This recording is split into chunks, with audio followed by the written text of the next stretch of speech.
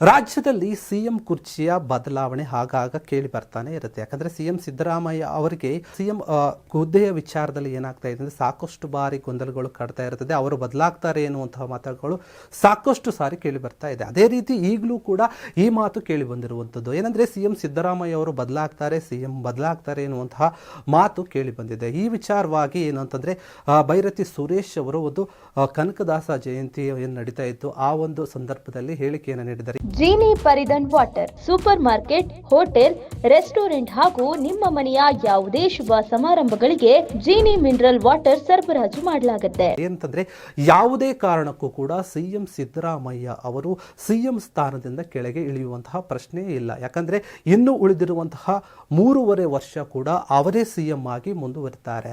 ಈ ಹಿಂದೆ ಅವರು ಸಿಎಂ ಆಗಿದ್ದಂತಹ ಸಂದರ್ಭದಲ್ಲಿ ಉತ್ತಮ ಕೆಲಸಗಳನ್ನ ಮಾಡಿದ್ದಾರೆ. ಇಂತಹ ನಾಯಕನೇ ನಮಗೆ ಬೇಕು.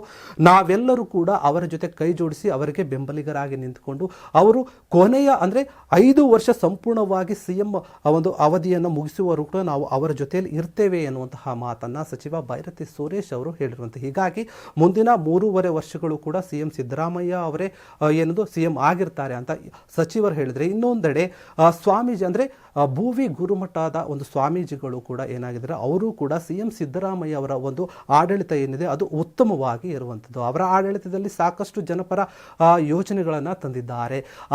ಅನ್ನಭಾಗ್ಯ ಒಂದು ಯೋಜನೆ ಏನಿದೆ, ಆ ಒಂದು ಯೋಜನೆಯನ್ನ ಮೂಲವಾಗಿಟ್ಟುಕೊಂಡು ಅನ್ನ ನೀಡುವವರನ್ನ ನಾವು ಅಧಿಕಾರದಲ್ಲಿ ಇರಿಸಬೇಕು, ಅನ್ನದಾತನನ್ನ ಅಧಿಕಾರದಲ್ಲಿ ಇರಿಸಬೇಕು ಎನ್ನುವಂತಹ ರೀತಿಯಲ್ಲಿ ಸ್ವಾಮೀಜಿಗಳು ಕೂಡ ಸಿಎಂ ಸಿದ್ದರಾಮಯ್ಯ ಅವರ ಪರವಾಗಿ ಮಾತುಗಳನ್ನು ಆಡಿರುವಂಥದ್ದು. ಯಾಕಂದ್ರೆ ರಾಜ್ಯದಲ್ಲಿ ಸಾಕಷ್ಟು ಬಾರಿ ಸಿಎಂ ಸಿದ್ದರಾಮಯ್ಯ ಅವರ ಒಂದು ಸಿಎಂ ಬದಲಾವಣೆ ಮಾತು ಕೇಳಬಹುದು. ಯಾಕಂದ್ರೆ ಈ ಹಿಂದೆ ಅವರ ಮೇಲೆ ಒಂದು ಮೂಢ ಹಗರಣದ ಆರೋಪ ಏನು ಬಂದಿತ್ತು, ಆ ಸಮಯದಲ್ಲೂ ಕೂಡ ಸಾಕಷ್ಟು ಬಾರಿ ಸಿಎಂ ಬದಲಾಗ್ತಾರೆ ಎನ್ನುವಂತಹ ಚರ್ಚೆಗಳು ಮೂಡಿತ್ತು. ಯಾಕಂದ್ರೆ ಕೇಂದ್ರದಲ್ಲಿಯೂ ಕೂಡ ಇದರ ಬಗ್ಗೆ ಚರ್ಚೆ ನಡೀತಾ ಇದೆ.